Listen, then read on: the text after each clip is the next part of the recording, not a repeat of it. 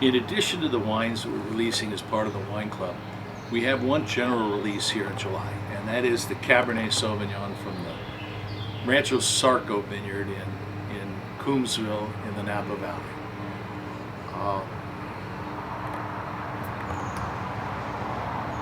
I started making this wine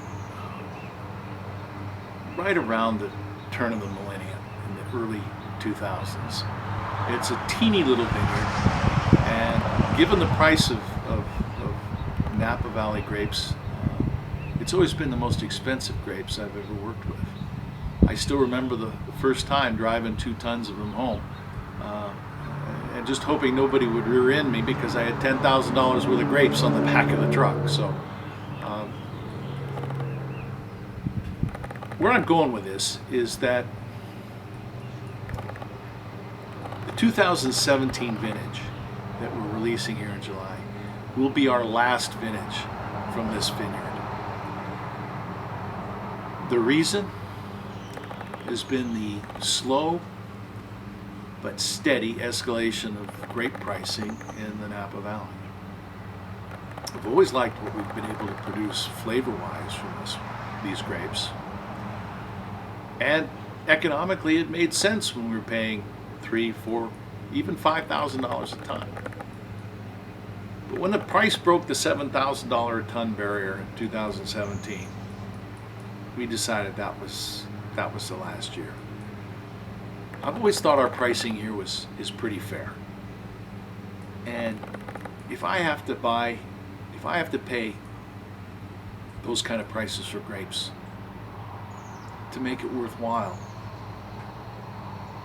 we have to charge Napa Valley prices for the wine, and that's just not who we are and not where we want to go. If I was making a $100 bottle of wine out of these grapes, we'd continue with them, but I'm not. And so the 2017, delicious wine. I like it a lot. It's got a wonderful Cabernet character. The tannins are not over the top. This is a vineyard that's just south of Stag's Leap, and Stag's Leap is well known for its more silky tannins in the Napa Valley. So it's a last hurrah for this vineyard in the Runquist Winery, and I think those of you that have been drinking the Rancho Sarco will enjoy this last edition, and I'm also hoping that you'll be open-minded and try the Carter vineyard, the 3-way vineyard out of Paso Robles, because the pricing there is much more reasonable, and I think the wine's a little more fruit-driven, and when I reach for a Cabernet, I usually reach for the 3-way anyway. So that's the story on the Rancho Sarco Cabernet from 2017.